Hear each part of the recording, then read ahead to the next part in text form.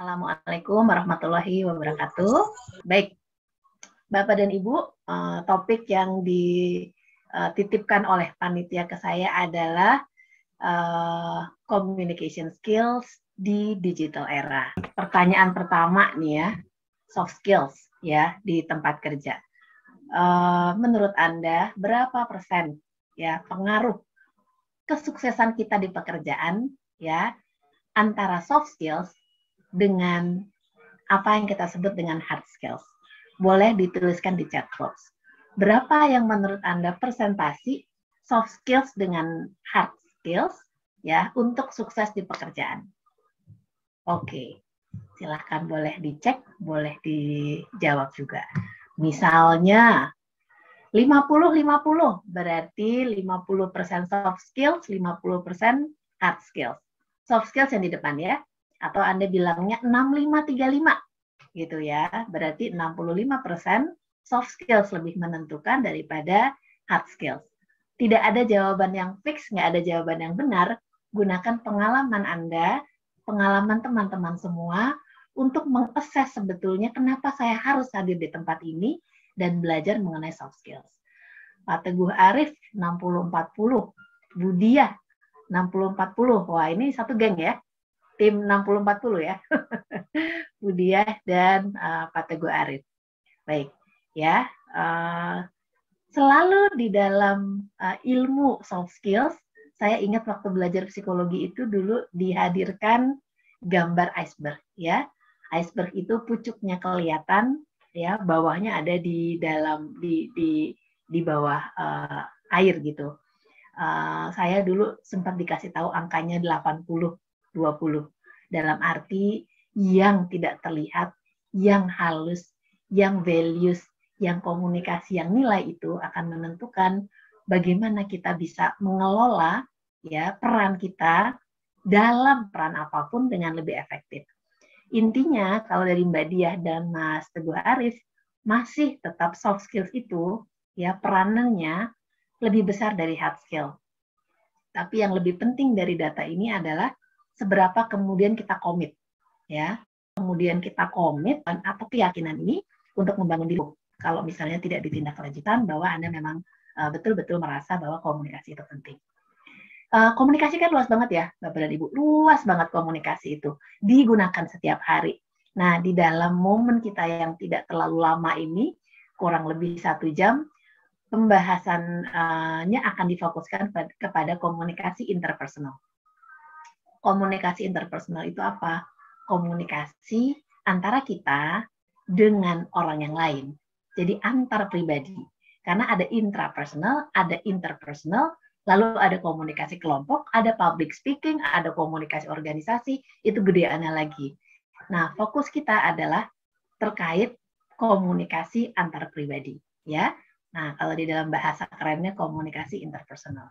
Untuk memulai ini, ya, untuk memulai pembahasan ini, bolehkah Anda pikirkan, ya, ditulis aja di tempat Anda masing-masing, kalau Anda ingin belajar komunikasi interpersonal, bisakah Anda bayangkan satu orang, ya, seseorang yang Anda rasa kalau Anda belajar ini, ya, akan bermanfaat dalam membangun hubungan dengan yang bersangkutan, ya.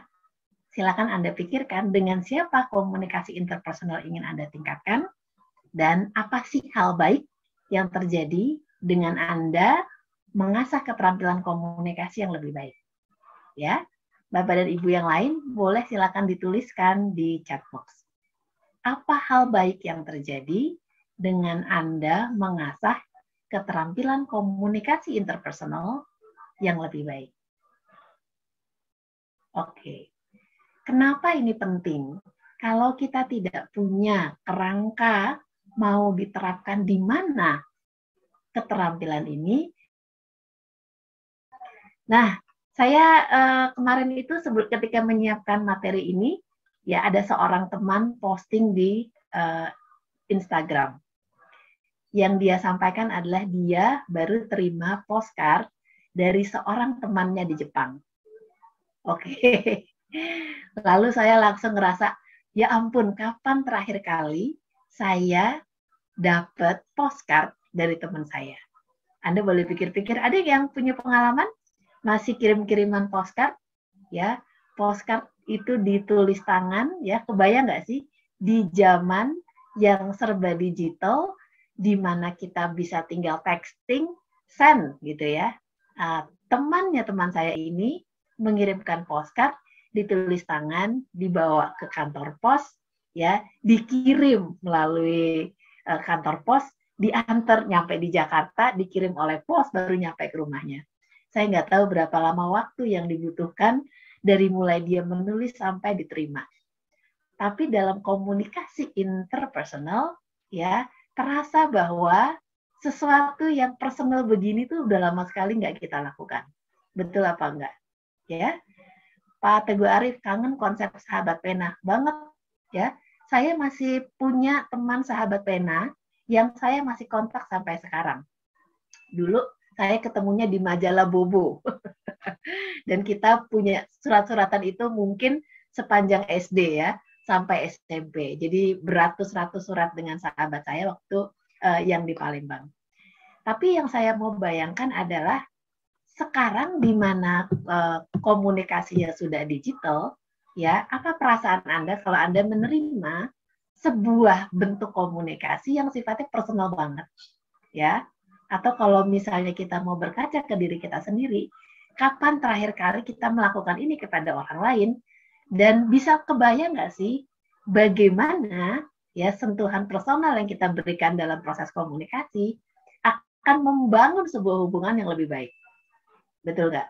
Karena butuh effort buat menulis, butuh effort buat ke kantor pos, butuh effort milih kartu posnya ya. Dan saya baru tahu kartu pos itu atau postcard itu ternyata diciptakannya tahun 1869. Ya, sebuah dia bilangnya sebuah invention gitu ya, sebuah penemuan besar karena tidak menggunakan amplop gitu. Dan saya juga baru tahu bahwa kartu pos ini meskipun di era digital itu masih ada dan masih ada perangko juga yang digunakan ya. Ini terakhir kali saya dapat kartu pos ternyata tahun 98. Oh, udah berapa tahun tuh ya, Bapak dan Ibu ya. Dari teman saya di Jepang juga. Saya kebetulan pernah setahun tinggal di sana. Ya, langsung saya mulai kuis, ada 6 nomor ya, dijawab di chat box.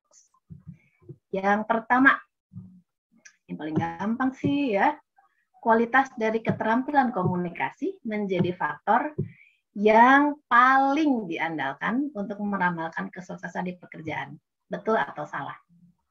Ini nggak multiple choice biar gampang ya, benar apa salah? Silakan di chat box, teman-teman. Mbak Diah benar, Mbak Dara benar, betul, benar, setuju, Pak Khalid benar, oke. Pak Slamet ikutan benar, Pak Abu Zahwa betul. Nah ini sederhana ya. Makanya kalau dalam interview juga yang namanya pewawancara seringkali juga bias dengan keterampilan komunikasi dari kandidat. Karena memang keterampilan komunikasi itu yang paling bisa diandalkan untuk meramal orangnya sukses apa enggak. Ya, jadi jawabannya betul. Pertanyaan nomor 2. Proses komunikasi yang cepat adalah salah satu indikator dari komunikasi efektif. Benar atau salah? Proses komunikasi yang cepat adalah salah satu indikator komunikasi efektif. Oke, ada yang benar, ada yang kurang tepat, ada yang benar. Oke, Mbak Anissa Zulhaida salah. Oke, jadi ini udah ada yang berbeda nih ya. Mbak Anissa boleh open mic nggak? Karena Mbak Anissa berbeda sendiri ya. Mbak Anissa, kenapa jawabannya salah kalau buat Mbak Anissa? Karena cepat itu belum tentu efektif gitu sih paling Bu. Kayak karena kadang untuk memperjelas pesan itu kita perlu waktu yang mungkin lebih lama gitu. Jadi nggak mesti cepat, yang penting bukan cepat atau lamanya, tapi yang penting pesannya sampai atau tidak gitu. Nggak tahu sih kata saya. Gitu, Pak. Ini jawabannya udah membantu saya banget. Betul, karena jawabannya salah ya. Dalam arti komunikasi digital itu cepat, ya. Tapi tidak berarti dia paling efektif. Karena belum tentu dengan cepat itu maknanya nyampe ke orang yang menerima pesan, ya. Dan juga yang menjadi indikator sukses berarti kalau tadi Mbak Anissa bilang yang kita inginkan diterima mesti nyampe dengan akurat. Yang kedua, indikator dari komunikasi efektif adalah hubungan baik terbangun. Ya, kalau saya menggunakan dua hal itu untuk memastikan atau untuk mengukur komunikasi saya dengan orang itu lagi oke apa enggak, ya. Jadi jawabannya salah. Yang benar Mbak Anissa. Nomor 3, ya. Komunikasi umumnya terjadi karena tujuan tertentu dan disengaja, benar atau salah. Gampang-gampang pertanyaan kita ya. Mbak Dara benar. Mbak Revina benar. Bu Diah benar. Pak Teguh Arif benar. Oke. Ini masih semuanya satu tim ya. Tim benar ya. Pak Harjuna, Bu Harjuna Dwi, Bu Elvia Nadi, ya yang lain silakan. Ya, Pak Arfan, Pak Nofri, Pak Khalik salah. Oke. Mbak Anissa salah. Oke. Ya, saya langsung kasih jawaban aja ya. Jawabannya adalah salah, ya. Komunikasi terjadi karena bisa jadi proses pertukaran makna itu bisa disengaja atau tidak disengaja, ya. Jadi tanpa kita bermaksud untuk berkomunikasi, kita sudah berkomunikasi, ya. Jadi banyak poin dalam komunikasi sebetulnya tidak kita niatkan, tapi orang akan tetap menangkap makna dari apapun yang kita tampilkan atau tidak tampilkan, apa yang kita katakan atau tidak kita katakan. Sehalus itu komunikasi. Benar ya Pak Khalik ya? Karena Pak Khalik dan Mbak Anissa menjawab salah. Ya. Jadi komunikasi itu banyak terjadi juga dalam konteks yang tidak disengaja. Oke ya. Nanti total benar salah dihitung sendiri. Nomor berapa sekarang kita? Nomor 4 kali ya. Oh, keluar duluan. Iya. Karena keluar duluan jadi nggak jadi kuis. Semakin banyak komunikasi, semakin efektif komunikasi. Jawabannya salah. Ya. Mohon maaf, ini antara jari ya, kecepatan jadinya langsung keluar duluan. Ya, hati-hati bahwa tidak berarti banyak berkomunikasi itu adalah efektif berkomunikasi.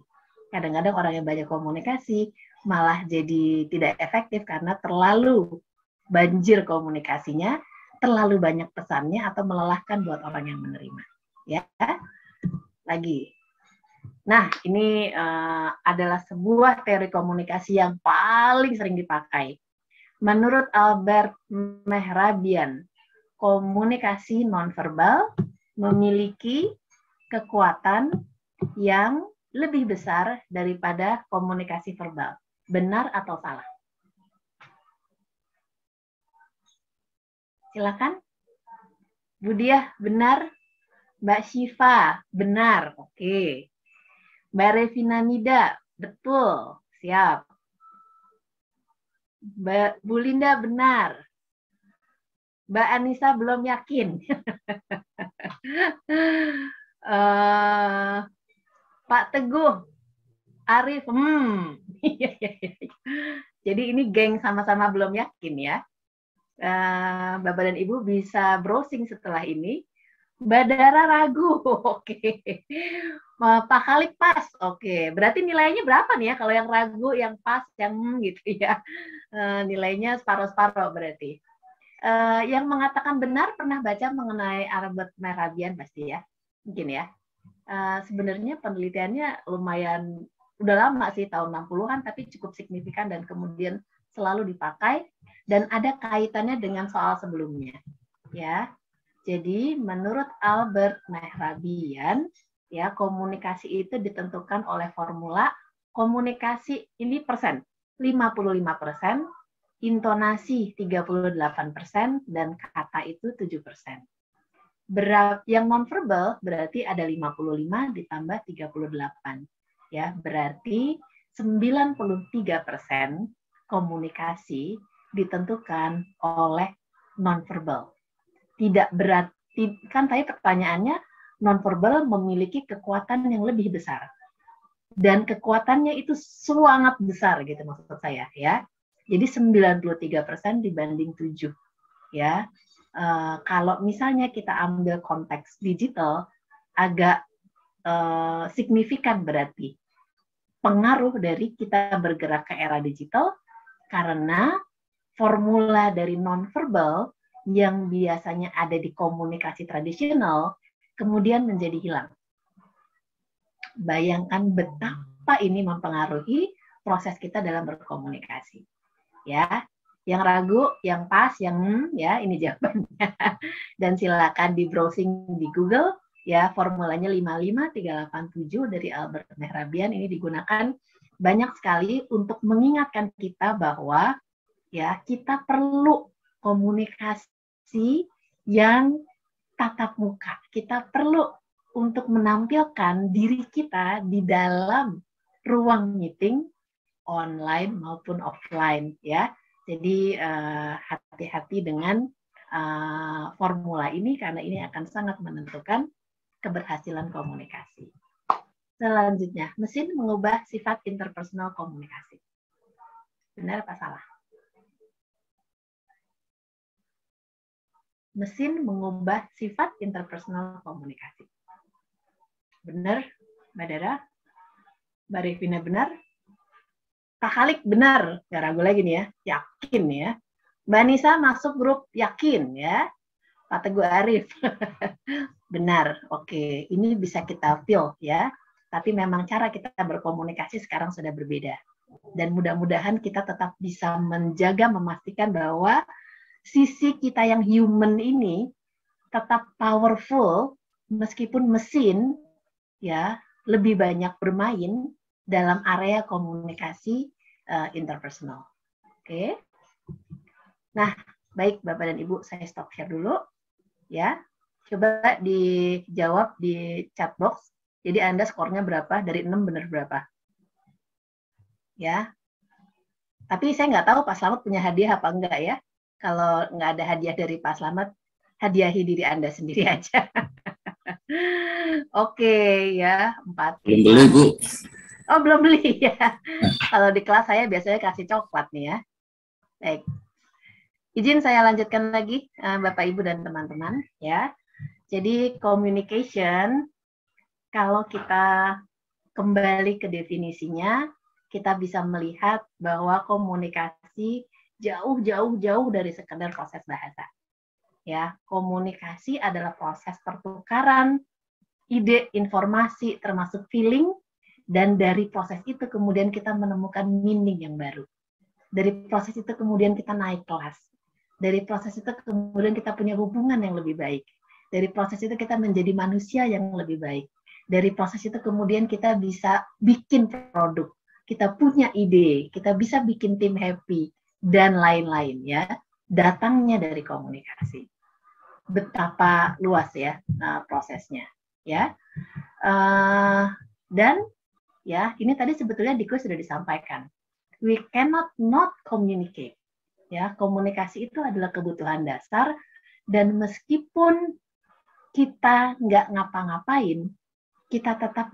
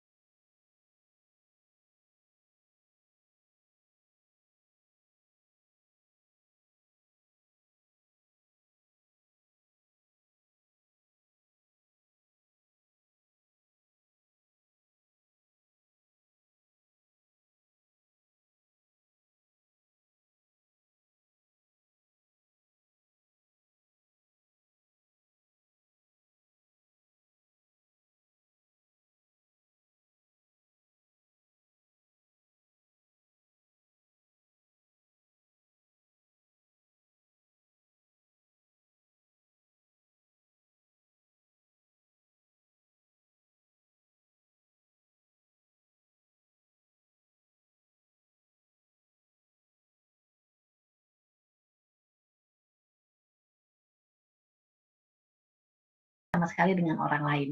Ya. Nah, Dengan kita selalu berkomunikasi, berarti kita harus aware dengan setiap pesan yang kita tampilkan.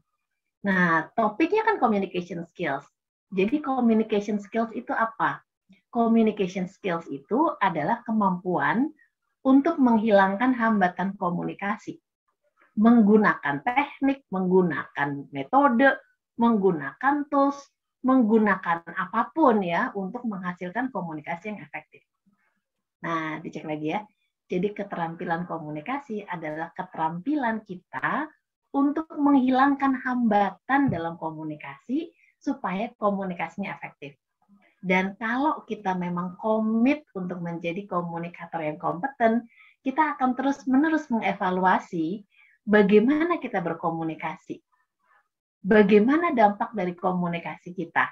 Ya, apa yang bisa kita tingkatkan dari proses komunikasi? Jadi kalau kita tahu bahwa komunikasi itu penting, kita pun harus komit dengan bagaimana kita mengevaluasi diri kita dalam proses komunikasi. Seperti itulah keterampilan komunikasi itu ditumbuhkan. Nah, bentuk komunikasi ada macam-macam. Yang kita bahas adalah komunikasi interpersonal yang terjadi ketika dua individu bertukar pandangan secara verbal dan nonverbal. Pada definisi sebelum ini, komunikasi interpersonal itu terjadinya harus tatap muka.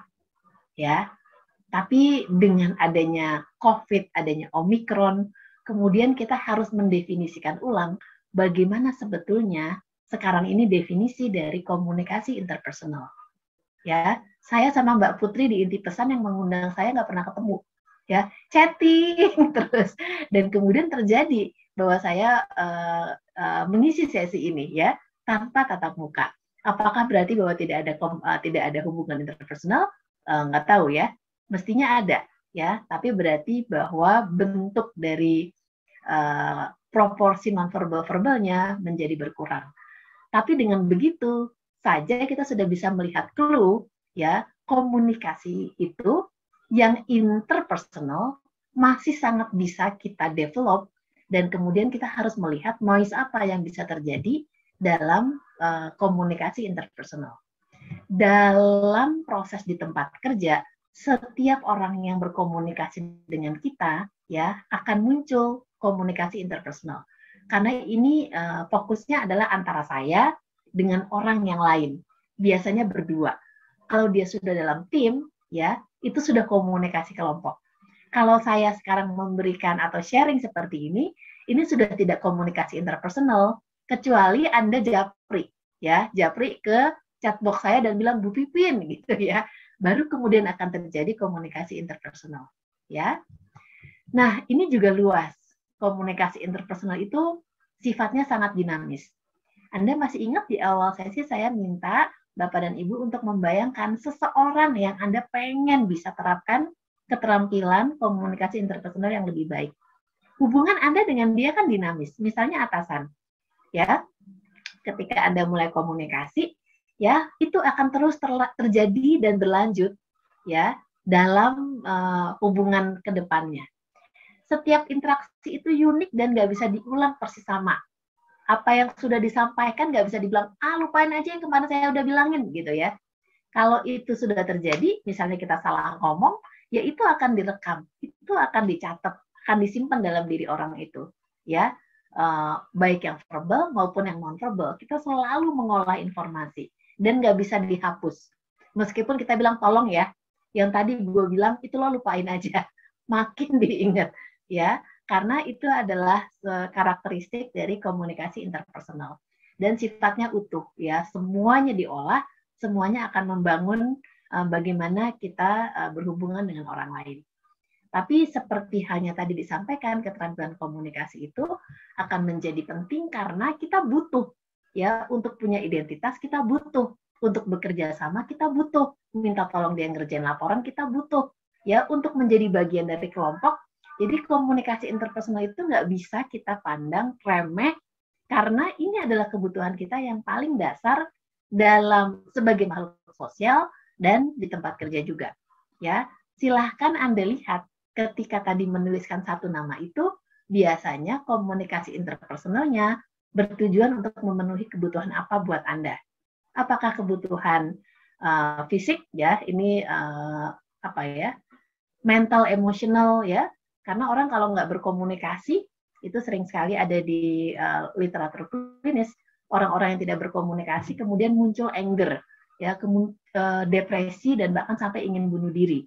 Jadi segitu pentingnya kita berhubungan sama orang lain, segitu pentingnya kita punya komunikasi atau hubungan yang bermakna dengan orang lain, ya. Jadi memang ini harus dijaga betul-betul, ya. Ada sebuah komik atau apa namanya, kartun ya, dibuatnya tahun 95 dan saya nggak tahu Anda bagaimana melihat kartun ini sekarang, ya. Ini adalah kartun tahun berapa tuh saya tuliskan, 95 ya. Jadi dia bilang begini si Calvin, in the future everything will be effortless gitu ya. Wah, nanti di masa depan kita gampang nih komunikasi. Komputer nanti akan kita pakai sehingga tinggal klik nyampe itu pesan gitu ya. Wah, orang-orang yang menyebalkan itu kita nggak perlu berhubungan lagi ya. Jadi dia bilang gitu, nggak perlu buang-buang waktu. Jadi human interaction yang annoying nggak ada lagi gitu ya. Lalu kemudian si temennya bilang, wow, berarti no life. Kalau misalnya hidup terlalu nyaman, kita nggak jadi manusia lagi, gitu loh, Bapak dan Ibu. Ya, untuk komik ini Anda boleh komen di chat box. Anda setuju? Anda lebih ke yang mana?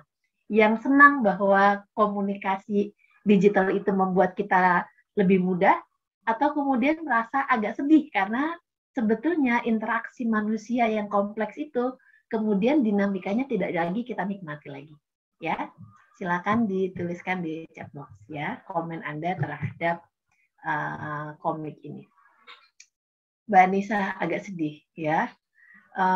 Mbak Dara agak sedih karena saya tipikal yang suka berkomunikasi langsung tatap muka. Setelah 2 tahun berasa banget ya, begitu ketemu teman offline tuh kayaknya pengen dipeluk gitu padahal pakai masker.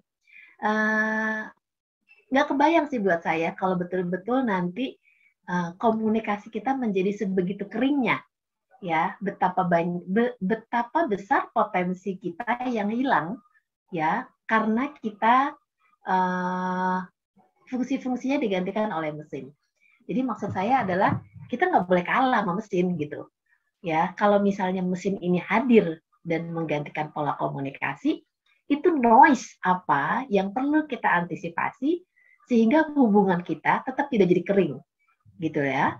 Nah, ini udah baru filosofi aja, rasanya kita perlu berpikir keras-keras nih tentang bagaimana komunikasi itu. Nah, ketika kita masuk ke era digital, di mana semuanya menggunakan teknologi, maka channel-channel komunikasi berubahlah, ya, nggak tatap muka tapi pakai telepon. Pakai telepon berarti nonverbal atau visual bahasa tubuhnya udah nggak kelihatan. Bener ya? Cuma suaranya aja.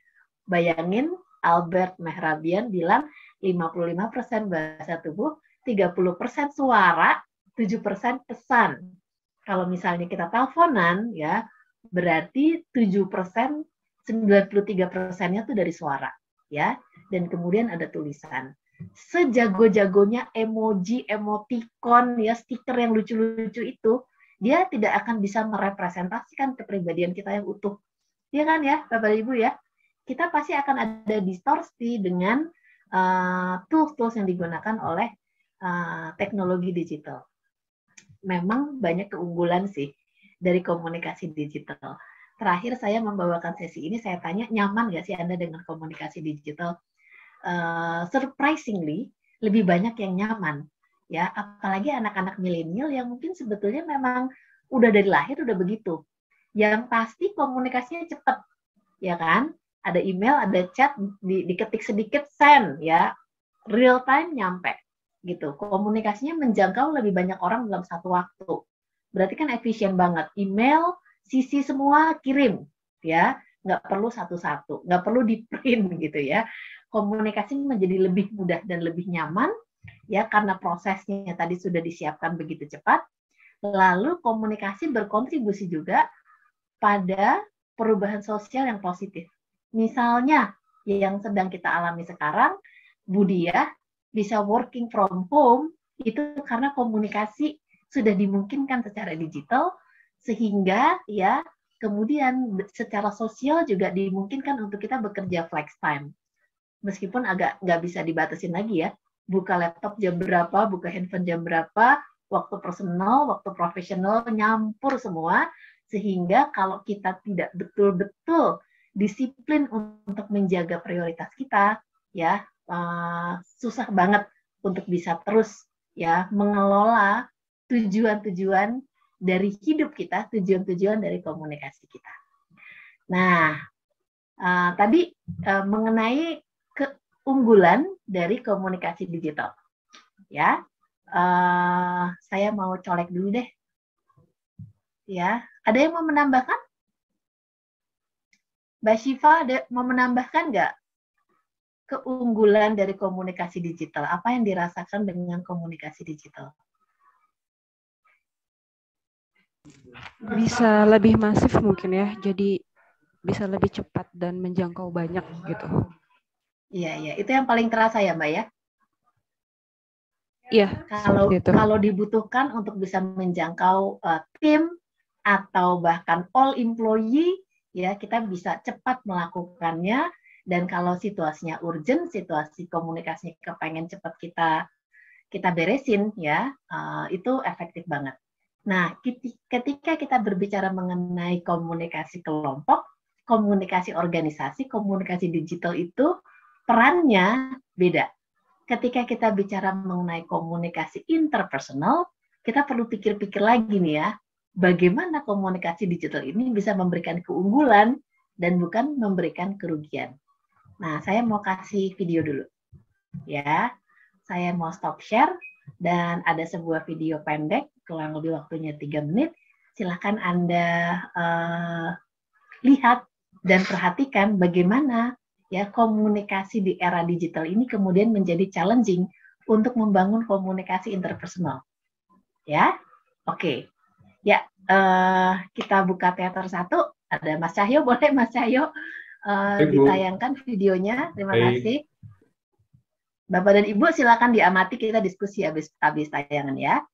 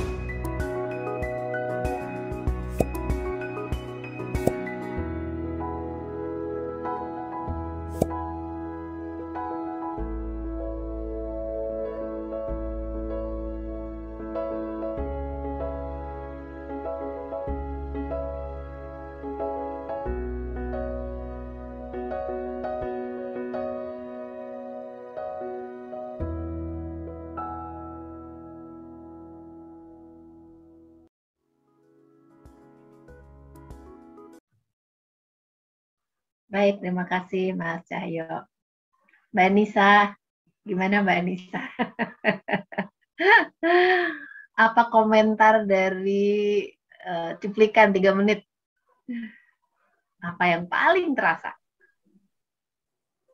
Apa ya? Apa ya sih bilangnya kayak gregetan aja sih. Gregetan ya? Iya, lebih ke Gregetan gregetan. ya? Dari mulai ada matahari sampai gelap gitu ya. Sebelah-sebelahan, udah disuruh sama temennya di seberang sana. Udah dia ngobrol aja, tetap nggak ngobrol. Apa kira-kira yang membuat mereka tidak akhirnya berkomunikasi secara verbal? Ya itu karena ada gadget di tangannya. Karena mungkin kan Karena sibuk iya sih, izin. bener sibuk. Padahal orangnya di Iya, sebelah. Seandainya nggak megang gadget kan nggak ada pilihan lain, dia pasti akan otomatis nanya atau ngobrol gitu. Selfie Malahan foto sibuk. malahan begitu ya. Malahan karena Iya, ada iya. gadget bisa jadi nggak komunikasi. Budia gimana Budia? Hampir sama dengan Mbak Anissa karena sibuk sama gadgetnya masing-masing. Iya, Asik berkomunikasi dengan yang lain yang ada di dalam aplikasinya ini mereka sendiri gitu masing-masing ya. Sehingga Gregetan nggak menghilangkan Budia? kesempatan untuk bertemu secara real life gitu. Iya, kira-kira Iya, seperti benar. itu. Iya, benar. Menghilangkan kesempatan untuk bisa membangun koneksi secara real time. Ya, padahal belum tentu ketemu lagi. Ya, kalau misalnya kita ingat definisi komunikasi interpersonal itu tidak bisa irreversible, tidak bisa diulangi lagi. Bisa jadi kesempatan kita ya kesempatan itu, gitu. Dan apapun interaksi yang terjadi dalam interpersonal itu yang akan direkam, itu yang akan diingat, ya. Jadi kalau misalnya ini adalah situasinya Anda, apa yang bisa dilakukan untuk kemudian memecah atau membangun komunikasi? Satu tips, boleh dituliskan di chat box. Ya, kalau misalnya Anda mau tanya apa? Ya, spesifiknya apa yang akan Anda lakukan kalau Anda menjadi orang yang di video itu, yang akan kemudian bisa, kalau katanya Budia, memanfaatkan kesempatan untuk bertemu menjadi sebuah peluang untuk membangun hubungan yang dalam. Oke, share tips Anda apa? Ya, Mas Teguh, kondisi saat ini banget ya. Iya, begitulah ya. Begitu. Gadget mendekatkan yang jauh, menjauhkan yang dekat. Jadi dia ngobrol sama temennya yang entah di mana, yang di sebelah dia nggak ngobrol ya.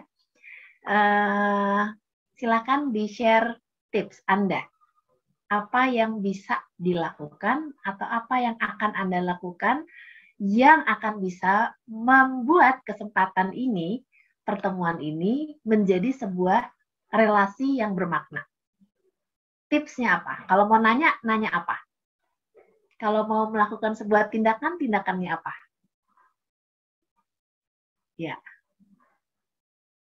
Ayo Pak Teguh Arif, Mbak Syifa, Mbak Dara, Pak Dwi Arianto, Mas Arfan, Mas Langga, ya, Pak Sadam, Pak Abu Zahwa, Bu Indri. Tanya suasana. Oke. Ya, bisa cuaca atau yang lain. Aduh, hari ini gerah ya, panas ya. Gitu ya. Atau cari kesamaan terus kenalan. Oke. Saya lihat kamu lagi sibuk sama handphone kamu, tekan nomor kontak. Oke. Masukin handphone dan mulai say hello. Oke, Mas Teguh. Mas Teguh. Tadi soalnya Mbak Anissa bilang tidak terjadinya komunikasi karena kita pegang gadget itu. Jadi ke distract gitu ya. Jadi ini sudah dua tips yang bisa kita gunakan. Terima kasih ya Bapak Ibu. Saya lanjutkan lagi dan masuk ke materi besarnya. Oke, sebentar. Balik lagi ya. Tadi sampai di sini ya. Oke.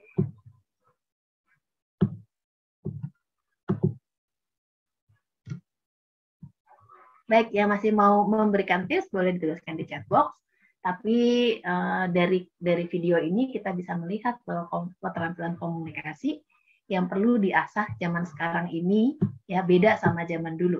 Dengan adanya gadget, kita punya PR yang lebih berat malahan ya. Antara lain memulai percakapan, mendengar aktif ya, tidak hanya verbal tapi non-verbal. Mestinya dia bisa melihat itu orang berlirik-lirik gitu. Itu part dari mendengar aktif. Menemukan kesepakatan atau titik tengah. Ya, ini adalah sebuah keterampilan yang perlu diasah di era komunikasi digital. Jadi cari kompromi gitu. Ya, karena kompromi itu dalam komunikasi texting dengan teknologi komunikasi susah. Ya, membangun impresi dari lawan bicara kita itu juga perlu dilatih dan melakukan konfrontasi. Ya, karena kita punya gadget, karena kita ada laptop, seringkali kita jadi nggak siap untuk betul-betul berhadapan muka sama muka gitu ya. Dan kalau kita punya ketidaksepahaman, argumentasi, jadi nggak siap buat melakukan konfrontasi dan ini perlu dilatih. Ya, baik. Dan tantangan terbesar katanya begini nih ya. The single biggest problem in communication is the illusion that it has taken place. Dalam komunikasi, ya, ketika misalnya kita sudah kirim pesan, kadang-kadang kita bilang bahwa kita sudah berkomunikasi. Nggak sesederhana itu komunikasi. Ya, kan gue udah kirim, gitu ya. Lo nggak baca ya, gitu ya. Atau seolah-olah kita sudah berkomunikasi, padahal kalau misalnya orang itu belum terima, orang itu belum mendapatkan apa yang memang mau kita share, kita sebetulnya nggak bisa bilang bahwa komunikasi sudah terjadi. Karena komunikasi itu efektif ketika apa yang kita maknai atau kita niatkan, kita punya tujuan kita, betul-betul nyampe. Jadi proses ini yang harus kita perhatikan. Kita nggak bisa bilang dalam era sekarang ketika kita send, berarti udah terjadi. Kan gue udah kirim. Nggak bisa kayak gitu. Itu belum komunikasi. Itu namanya baru kirim chat. Itu namanya baru kirim email. Karena prosesnya sebetulnya komunikasi tidak sesederhana itu. Dan kita dari video kita makin menyadari bahwa komunikasi itu jauh lebih besar dari sekedar proses bahasa. Ya, jauh lebih besar dari sekedar proses bahasa. Dan kalau misalnya tadi pakai Albert Mehrabian, ya bahasanya cuma 7%.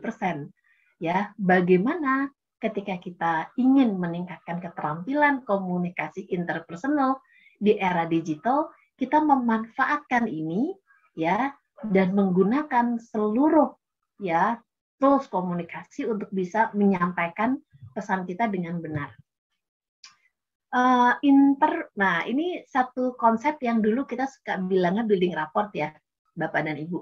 Saya dulu waktu masih sering training offline atau training service selalu mengingatkan bahwa raport itu penting dan kita nggak akan pernah bisa punya hubungan interpersonal yang baik kalau kitanya juga tidak siap untuk membuka diri kita. Niatan ada, tapi nggak ada yang mau mulai, nggak ada yang mau membuka diri duluan, ya.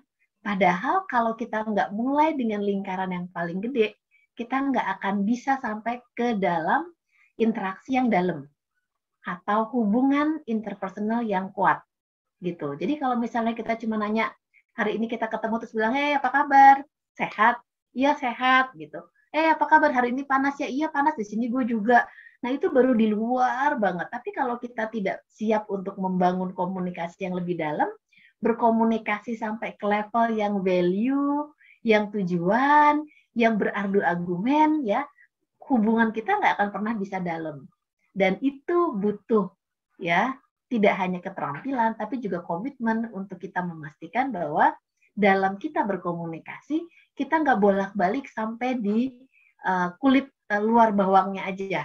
Ya, pertanyaan saya adalah ketika Anda membayangkan orang yang akan, tadi di halaman pertama ya, siapa yang akan kita bangun hubungannya, ada di level berapa hubungan kedalaman kita dengan orang tersebut. Basa-basi teruskah? Atau sudah bisa mulai sharing pendapat?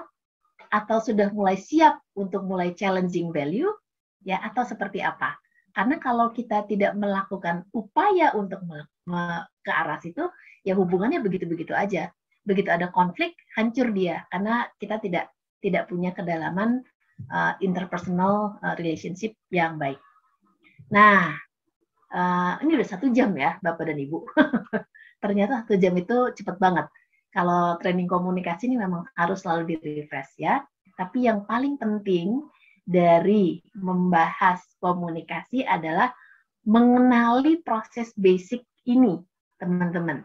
Ya, bahwa komunikasi itu ada si sender yang mengirimkan pesan melalui pilihan channel-channel, ya, lalu dapat feedback dan hubungannya bolak-balik bolak-balik gitu. Jadi komunikasi itu adalah misalnya sebagai atasan kita bilang sama tim kita, misalnya namanya siapa ya, namanya Andi gitu ya, Pak Andi ke ruangan saya sekarang gitu ya. Jadi dia atasan sebagai sender mengirim pesan, Pak Andi ke ruangan saya sekarang. Lalu si anak buahnya akan memberikan feedback ya, misalnya dia bilang, Pak maaf tapi saya lagi ngerjain kerjaan yang Bapak minta yang urgent juga nih, gimana nih Pak? Gitu ya. Nah, proses ini yang kemudian bisa jadi smooth atau bisa jadi kemudian malah menimbulkan konflik. Misalnya atasannya bilang, kok dia nolak sih? Saya udah bilang urgent sekarang, kok dia malah nggak mau? Gitu. Anak buahnya juga bisa bilang, kemarin dibilang ini urgent, sekarang dia ngasih kerjaan lagi nih. Ya, jadi sesederhana komunikasi itu aja bisa kemudian menjadi tidak berjalan karena apa? Karena adanya noise. Karena si sender punya mindset, punya values, punya belief, punya cara menampilkan komunikasi yang di sisi sana ya anak buahnya juga sama punya hal-hal itu. Dan kalau misalnya tidak melakukan prosesnya dengan cara yang benar, ya dengan memperhatikan pola-pola selama ini seperti apa, itu hubungan komunikasi interpersonal bisa rumit banget. Setuju nggak Bapak dan Ibu ya? Tapi secara proses adalah seperti ini. Jadi ada sender mempunyai pesan, diberikan kepada si penerima pesan, tapi di sisi sana orang itu akan juga punya banyak interpretasi. Interpretasinya itu terserah dia, karena memang dia adalah individu yang totally berbeda, dan kita yang, kalau kita yang punya pesan atau kita yang mengirimkan pesan, si sender ini ya tidak hanya perlu berfokus kepada message-nya, tapi kepada bagaimana kira-kira message itu akan bisa ditangkap dengan sebaik-baiknya oleh si penerima pesan. Jadi ketika kita ingin mengkomunikasikan sesuatu dalam konteks komunikasi interpersonal, ya kita perlu memperhatikan pesannya, memilih channel apa yang paling baik yang akan bisa diterima dengan paling akurat oleh si penerima pesan, dan kemudian memperhatikan sebetulnya akan ada noise apa sepanjang proses komunikasi itu. Dan ingat bahwa keterampilan komunikasi fokusnya adalah untuk mengidentifikasi noise kemudian bunuh noise-nya. Ya, intinya itu komunikasi itu sebetulnya. Ya, oke, cukup jelas nggak nih ya penjelasan saya? Karena saya tidak bisa melihat wajah Anda. Apakah Anda mengernyit? Apakah Anda setuju? Ya, saya nggak bisa melihat dalam ruang online ini. Jadi silahkan Anda berikan komen atau apapun ya yang menunjukkan bahwa Anda bisa memahami konsep ini. Ya, jadi dalam komunikasi di era digital, ya berarti challenge-nya adalah channel-channel digital itu mempunyai karakteristik-karakteristik yang bisa jadi mendukung atau tidak mendukung Anda untuk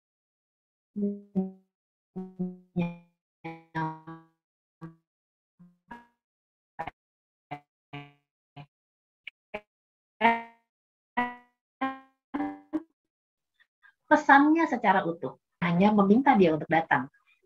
Jadi pesannya tidak hanya menyelesaikannya adalah ingin bisa tampil sebagai atasan yang dipercaya misalnya. Bagaimana tuh kita menggunakan media atau channel komunikasi yang akan bisa pas untuk menyampaikan pesan itu. Ya, jadi sebenarnya ini yang paling utamanya.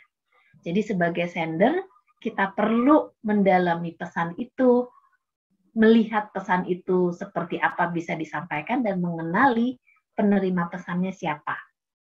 Ya, karena pesan itu selalu tidak pernah single, tapi dia memiliki muatan-muatan emosi, memotivasi, dan lain-lain. Ya, lalu kita bisa memilih sebetulnya channel apa yang pas untuk menyampaikan pesan itu dengan akurat.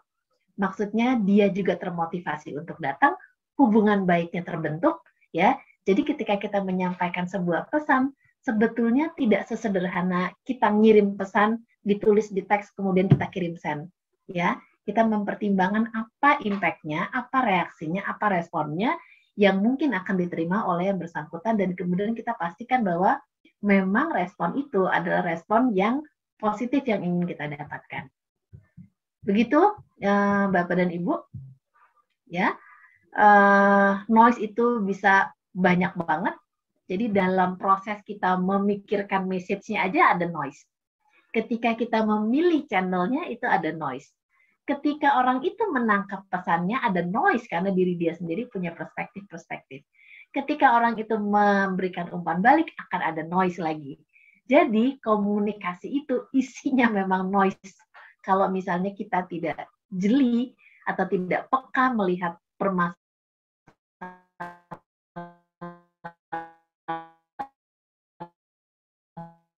komunikasi kita itu noise-nya apa, kita harus diapain atau perbaikan apa yang dibutuhkan dalam proses komunikasi interpersonal yang kita harapkan ini. Ya, jadi noise itu memang adalah jalan kita untuk meningkatkan keterampilan komunikasi, ya, interpersonal ataupun komunikasi yang lain juga seperti itu. Baik, saya lihat di chat, apakah ada komen? Menarik sekali bahasannya, iya Mbak. Kalau misalnya komunikasi ya, nggak selesai kita. Apalagi kita perlu latihan kalau komunikasi. Tidak hanya mindset, ya. Kayak tadi, kenapa sih orang kok nggak mau ya? Kenapa sih orang kok nggak mau tinggal nyolek aja? Tinggal pura-pura ngejatuhin biar ngomong halo gitu ya. Tapi bisa jadi nggak kejadian, ya.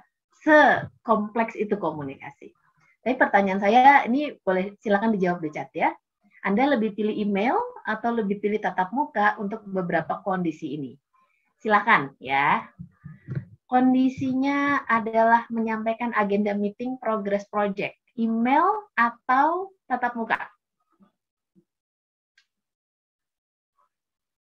Atau saya sampaikan semuanya, ya.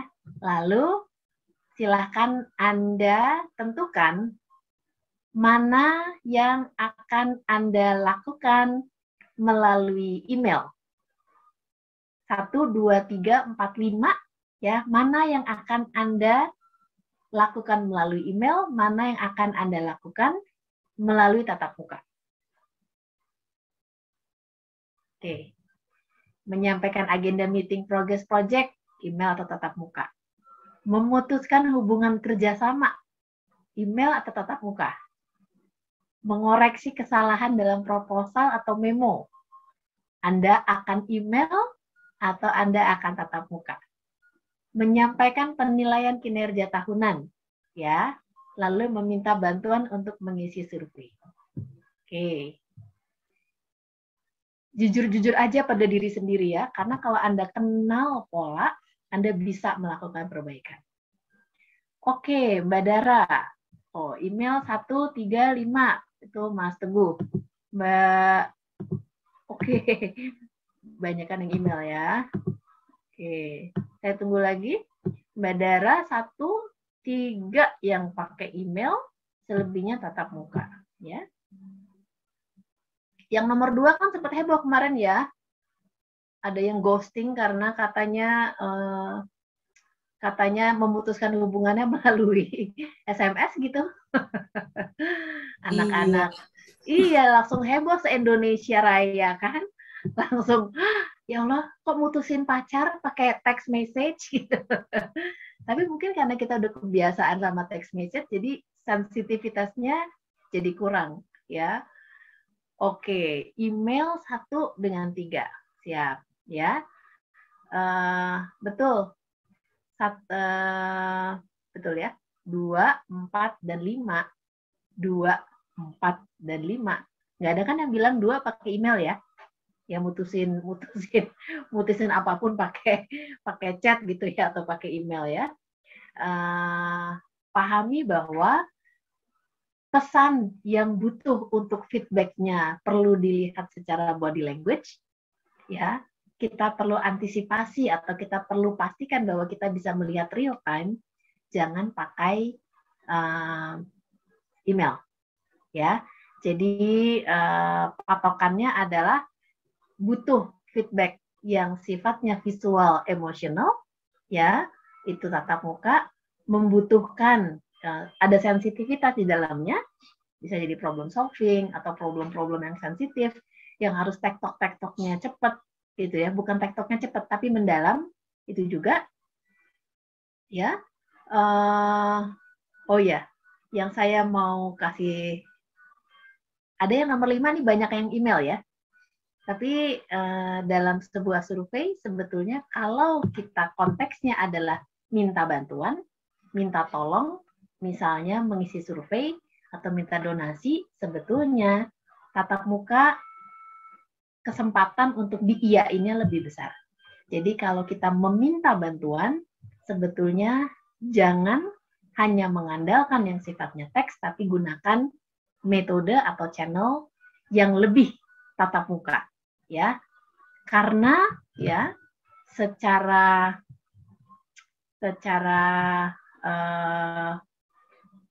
hasil survei ini signifikan banget ya.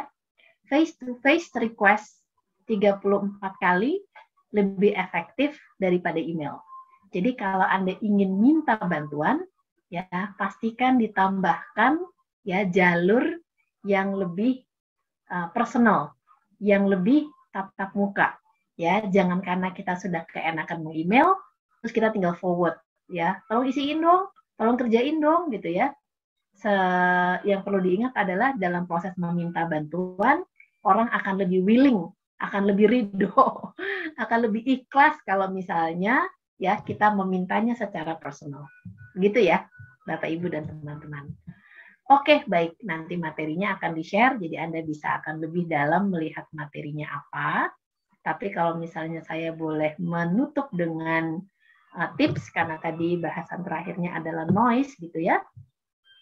Beberapa poin yang perlu, yang bisa Anda coba untuk bisa meningkatkan efektivitas dari komunikasi interpersonal, antara lain adalah menyadari bahwa kita dan orang lain udah pasti beda, gitu ya. Jadi jangan berpikir misalnya, dia pastinya tahu lah, kalau begini mah mestinya dia mah udah oke, gitu ya. Malah kita harus menyadari bahwa kita dengan orang lain pasti banyak bedanya daripada banyak samanya. Jadi hargai perbedaan itu, dan kalau misalnya berbeda, maklum, ya malah maklum. Oh, memang kita masih manusia karena kita punya perbedaan, ya. Lalu karena komunikasi era digital ini nyaman banget, ya, sebisa mungkin kalau misalnya hubungan itu penting, sama atasan kah, sama customer kah, sama direktur kah, atau sama anak buah yang Anda memang perlu bangun hubungan, ya, coba deh cari cara untuk betul-betul hadir fisik dan mental. Mas Teguh Arif simpen gadget tadi ya. Kalau nggak disimpan gadgetnya, kita nggak nyolek orang gitu loh. Ya, jadi mungkin cara yang paling baik adalah pastikan kita bisa membangun eye contact. Ya, saya juga sejak mulai mengajar banyak online, juga PR-nya banyak banget karena feedback itu nggak bisa saya dapatkan. Jadi sebetulnya selalu banyak doa-doanya gitu ya. Mudah-mudahan apa yang saya sampaikan bisa diterima penuh gitu. Karena kalau misalnya di kelas saya begitu ngelihat orang ngerenyit langsung ngerti apa enggak, mau diskusi apa yang mau ditanyain gitu ya. Nah, itu memang sesuatu yang memang perlu kita sesuaikan dan sebisa mungkin memang kita kemudian antisipasi. Pastikan lingkungan mendukung komunikasi. Dalam kondisi online itu udah pasti noise-nya banyak, ya.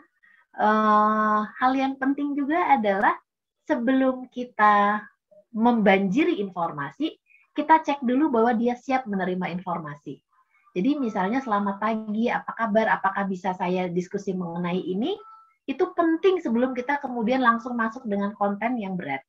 Ya, jadi dapatkan atensi sebelum memulai pembicaraan, lalu pastikan dalam setiap pesan itu bahasanya sederhana, to the point, ya, terus menerus pastikan bahwa kita tanya apakah ada yang mau ditanyain, apakah boleh nggak kamu ulangin lagi apa request saya, jadi minta feedback, ya, cek pemahaman, dan kalau misalnya informasinya penting, ya pastikan menggunakan beberapa channel komunikasi supaya keseluruhan konten bisa terdeliver dengan baik, gitu ya. Nah, mungkin itu beberapa tips untuk bisa mengelola noise dalam komunikasi interpersonal, selagi kita meyakini bahwa komunikasi interpersonal itu adalah sesuatu yang nggak akan bisa kita hindari. Yang nggak akan bisa kita hindari, karena kalau kita hindari pun dia akan tetap menangkap kesan, oh dia memang nggak suka sama saya. Ya, makanya dia kalau misalnya meeting selalu off cam, gitu ya. Padahal bukan itu message-nya. Tapi kita bisa aja punya pandangan itu kalau misalnya polanya terus kita lakukan. Ya, jadi hati-hati bahwa kredibilitas diri kita itu selalu dibentuk, selalu dibangun dalam komunikasi yang kita lakukan dari waktu ke waktu. Ya, baik. Ini ada beberapa tambahan slide, tapi nanti slide-nya akan Anda terima, ya. Tapi banyak, maksud saya gini, inti dari komunikasi interpersonal dan bagaimana keterampilan komunikasi ini dibangun adalah dengan menyadari pola komunikasi Anda seperti apa, dan menemukan noise yang mungkin akan mempengaruhi, bukan mungkin ya, yang akan mempengaruhi proses komunikasi, dan kemudian betul-betul mengelolanya ya menjadi sesuatu action untuk bisa memastikan bahwa dalam setiap Anda melakukan komunikasi Anda dapat satu tambahan poin. Ya, kalau misalnya mau pakai rumus, saya dulu pakai rumusnya 5C. Ya, 5C itu adalah karakter, courteous, clear, concise, dan yang terakhirnya adalah correct. Ya, jadi ketika kita punya kesempatan untuk memastikan komunikasi kita di era digital, pakai checklist ya, pakai checklist untuk melihat bahwa seluruhnya memang sudah terpenuhi. Oke, slide terakhir sebelum menutup, atau kalau misalnya ada yang mau bertanya ya, ini saya mau share karakteristik dari competent communicator. Maksud saya adalah kalau misalnya kita bisa melakukan refleksi sejauh mana sih kita sudah kompeten dalam berkomunikasi, mungkin ini bisa menjadi poin untuk mengevaluasi. Ya, yang pertama self-awareness. Jadi competent communicator itu dia self-aware. Dia tahu gaya komunikasi pribadinya seperti apa. Kadang-kadang ada yang pakai assessment kan ya, DISC-K, MBTI-K. Jadi dia tahu nature dia sebagai komunikator itu seperti apa. Apakah dia memang tipenya yang banyak bicara atau enggak, dan bagaimana gaya komunikasi itu kemudian ya membantu komunikasi interpersonalnya dengan orang lain. Jadi self-aware, sadar diri ya. Yang kedua adalah adaptability.